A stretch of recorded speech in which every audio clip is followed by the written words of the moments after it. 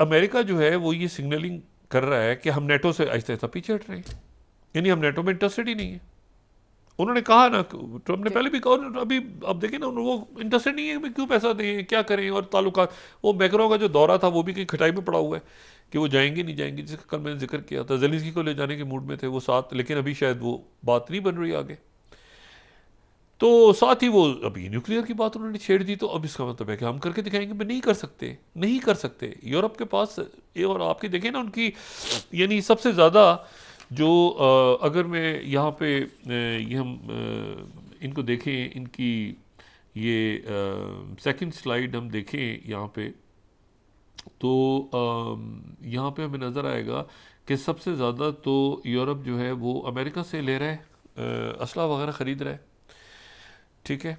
और अगर हम ये देखें इसको, यानी यूरोप ही सबसे ज़्यादा जो है अमेरिका से असला ले रहा है। और अगर फर्स्ट स्लाइड देखें तो न्यूक्लियर वेपन्स कहाँ पे हैं, तो यूरोप में कहाँ पे हैं, तो 100 वॉरहेड्स यूरोप में हैं अमेरिका के, 225 जो हैं वो यूके के हैं, 290 वॉरहेड्स फ्रांस के हैं, और 4479 रूस के हैं। यानी आप ज़रा रूस के देखें, फ्रांस के देखें, बरतानिया के देखें और अमेरिका के देखें, तो रशिया वॉरहेड्स में कहाँ है। और रशिया जो है अपने वॉरहेड्स को बेलारूस के साथ मशकें कर चुका है, फौजी मशकें। तो यूरोप में इस वक्त क्राइसिस है। और मैंने आपसे, अच्छा फिर अमेरिका जो इंडिकेट कर रहा है कि हम नेटो से अलग हो सकते हैं, नेटो की ये कर सकते हैं, वो कर सकते हैं, तो नेटो में एक अजीब व गरीब क्लॉज है नेटो के अंदर। नेटो से किसी मुल्क ने अगर शामिल होना तो बड़ा रौला है। जैसे अब देखें ना, ये शामिल होना था हंगरी ने और बाकी मुल्कों ने, तो वीटो किया हुआ था टर्की ने, बाकी तो यूक्रेन नहीं दाखिल हो पा रहा। यूक्रेन नेटो में दाखिल होना लंबा चौड़ा प्रोसीजर है। जो निकलना है ना, अगर किसी ने नेटो से निकलना हो तो वो बड़ी अजीब कहानी। वो 1 साल का नोटिस है, और नोटिस वो जाएगा उस मुल्क के पास जो मुल्क डिपॉजिटरी, जिसके पास जो यानी जामिन कह लें उसको, या वो फैसला करेगा नेटो का कि इस मुल्क को मेंबर होना चाहिए कि नहीं होना चाहिए, जिसके पास नेटो के असल मुसवदात हैं, डॉक्यूमेंट्स हैं, एग्रीमेंट्स हैं, और वो मुल्क है अमेरिका। यानी आर्टिकल 13 जो है नेटो का, नेटो ट्रीटी का, ये अगर हम देखें 7th आर्टिकल 13 ही कहते हैं कि किसी मुल्क ने निकलना हो तो वो अमेरिका से रिक्वेस्ट करेगा। ये 7th स्लाइड हम दिखा सकें यहाँ पे। तो ये जो है ये अजीब आर्टिकल 13 है। अब आर्टिकल 13 जो है वो ये है कि एक पार्टी जो है वो नोटिस दे दे। किसको नोटिस दे? अमेरिका को। अमेरिका से गुजारिश करे कि भाई हम निकलना चाहते हैं, तो अमेरिका अगर गुजारिश अपने आप से ही कर ले तो ये तो अजीब नेटो का ये जो आर्टिकल 13 ही और अजीब है। अच्छा, अब इस पूरे पिक्चर में यहाँ पे एक खौफ है कि भाई नेटो का मुस्तकबिल क्या होगा, क्योंकि अमेरिका जो है वो अमलन ये बार बार अमेरिका ही कर रहा है ना, तो यूरोप वाले भी अब परेशान हो गए हैं। लेकिन मसला ये है कि यूरोप वाले मुज़ाकरात क्यों नहीं कर रहे भाई, मामलात को तय क्यों नहीं कर रहे। आखिर एक ज़माने में G8 था ना भाई, एक वक्त में यूक्रेन को बफर बना के तबाह करके यूरोप क्यों नहीं बात कर रहा, ये पीस टॉक्स की तरफ क्यों नहीं जा रहा। वो कौन से हॉक्स हैं या वो कौन से लोग हैं जो जंग चाहते हैं करना।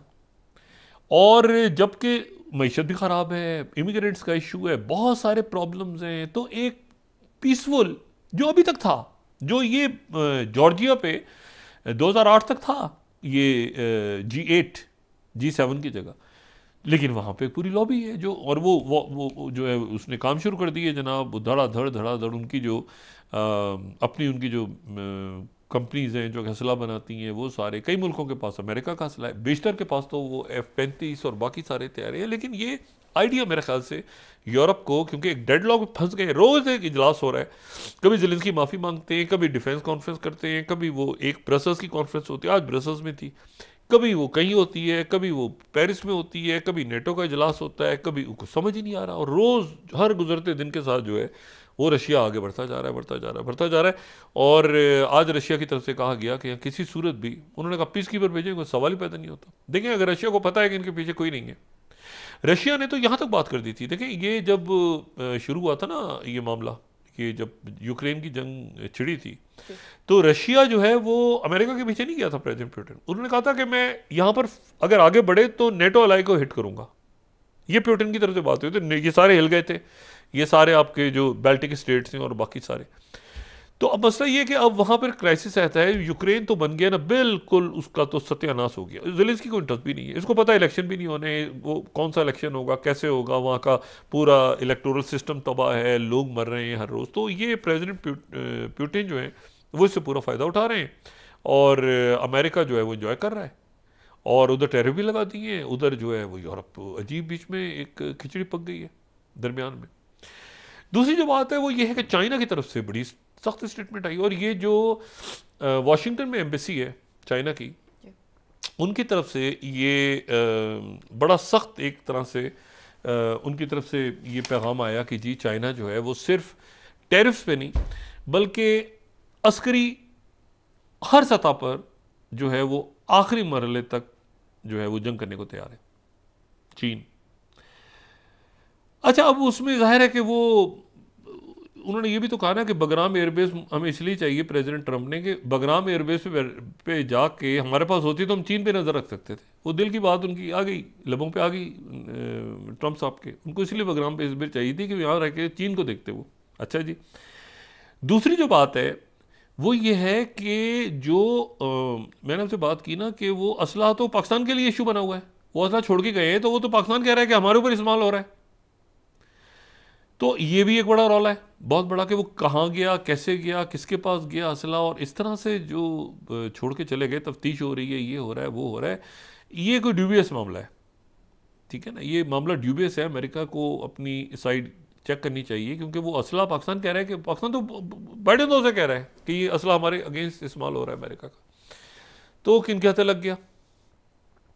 अच्छा, एक तो ये बात। दूसरी जो बात है वो ये है कि जो चाइना से उन्होंने बात की है, देखिए चाइना ने जवाब दिया है, और चाइना ने साथ ये भी कहा है कि तो टैरिफ वगैरह जवाब भी चाइना ने लगाए हैं, और फिर वो ही कहा है कि जो फेंटेनल के हवाले से पहले भी बात कर चुके हैं कि एक बड़ा वो एक नशा है जो अद्वियात की सूरत में जाता है और स्मगल होता है, और कैसे पहुंचते हैं और क्या नहीं पहुंचता। तो वो चाइना जो है वो उन्होंने कहा इंतहाई बोगस इल्ज़ाम है उनकी। वहाँ पे जो नेशनल कांग्रेस है उसका इजलास भी हो रहा है, और उस दौरान अहम फैसले भी हो रहे हैं, वो बात भी कर रहे हैं, तो उनकी तरफ से बड़ा सख्त स्टेटमेंट आया है कि ये ऐसी बात। दूसरी बात ये ध्यान में रखें कि चाइना जो है उसने 2 ओपियम वॉर्स फेस किए हैं, ओपियम वॉर्स, अफ्यून की जंगें 2, और ये ओपियम वॉर्स जो हैं ये चाइना की हिस्ट्री, चाइना के लोग, मुझे नहीं पता कि जब अपनी हिस्ट्री पढ़ते हैं तो किस कदर तकलीफ से गुजरता है चाइना,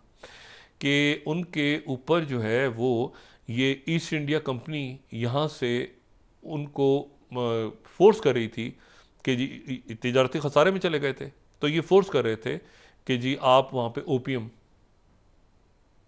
फ़रोख्त करें अपने मुल्क में। और जब इनकार किया चाइना ने तो चाइना पे जंग छिड़ दी। पहली जंग जो है वो छिड़ी इन्होंने 1839 से लेकर 1842 तक, और उसमें शहर जला दिए, उसमें बहुत कत्लेआम हुआ, बहुत पहली ओपियम वॉर में वो बरतानिया और चाइना के दरमियान हुई। और जब दूसरी जो जंग हुई इनकी, जिसमें फ्रांस भी साथ था, तो वो 56 से लेकर 60 तक हुई, और वो जो है उसमें भी पहली इस तरह ख़त्म हुई, मुआहदा हुआ, उसमें हांगकांग ले लिया उन्होंने ताकि हांगकांग की बंदरगाह से जो है आगे जो है वो अफ्यून जाया करे, और उनके लाखों लोग जो हैं वो अफ्यून का ओपियम के एडिक्ट हो गए।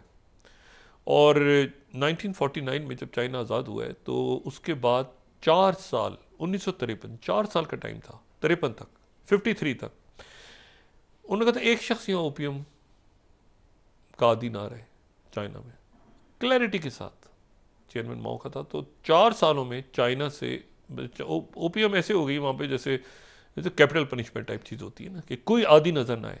उन्होंने जैसे तैसे करके इस लानत से जान छुड़ाई, लेकिन इनको डाल दिया था वही कॉलोनाइज़र जो यहाँ पर आए थे।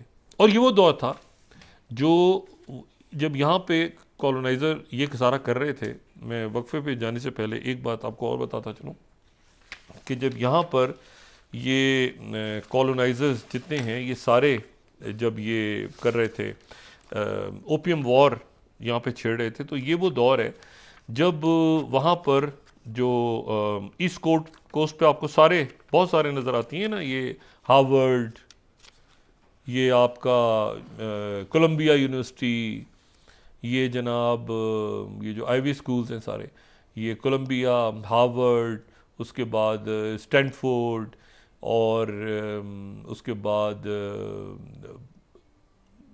ये सारी जो यूनिवर्सिटीज़ हैं, top class universities eastern coast पे, ये सारी बरतानिया जब काबिज था अमेरिका में तब बनी थी।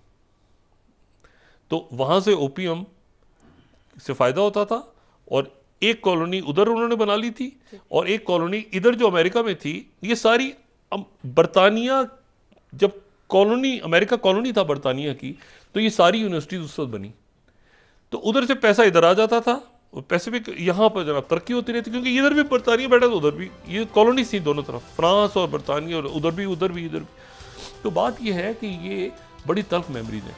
अब उसमें उन्होंने कहा कि ये फजूल सी बात है, ये आपकी जो, अब इसको जाहिर है कि वो चाइना को और अमेरिका है, लेकिन ये उनका कहना ये है कि भाई आपकी मेडिसिन जो है वो इसमें आप इसको जो उसको 1 से 2 में डाल दें, शेड्यूल 2 में डाल दें, 2 से 1 में डाल दें, और आप पाबंदी लगा दें मुकम्मल तौर पे। आपने आपकी जो कंपनीज हैं वो मंगवाती भी हैं पूरी दुनिया से, कभी आपको इराक पे होता है, कभी शाम में होता है, कभी इधर होता है, कभी उधर। फेंटनिल के बगैर तो काम नहीं चलता। ये जो आपकी फार्मास्यूटिकल इंडस्ट्री है पूरी, तो अगर फेंटनिल को बंद कर देंगे तो कैसे काम, तो फिर उसके और लोग इसके आदी हो जाते हैं। लेकिन ये है कि जैसे हमारे होता है ना, अक्सर होता है वो फलाना आदमी जी वो खांसी की दवाई पीता रहता है, फलाना आदमी ये करता रहता है, उसमें नशा है, उसमें नशा। आप तो या तो बंद कर दें टोटल, ऐसा कोई चीज़ तरीका निकालें कि ये चीज़ें इस्तेमाल ही ना हो, वरना ये तो फार्मास्यूटिकल कंपनीज मंगवाती हैं और स्मगल करती हैं और फिर कोटे ले जाती हैं आगे। तो ये है कि चाइना इस एक्सट्रीम तक कभी नहीं गया जिस एक्सट्रीम तक चाइना ने आज बात की है। लेकिन उसके साथ ही गज़ा, जो प्रेसिडेंट ट्रंप ने कल बात की है, मैं वक्फे पे जाने से पहले अगर उसको सिर्फ दिखा सकूं, उन्होंने कहा है कि shalom Hamas means hello and good bye.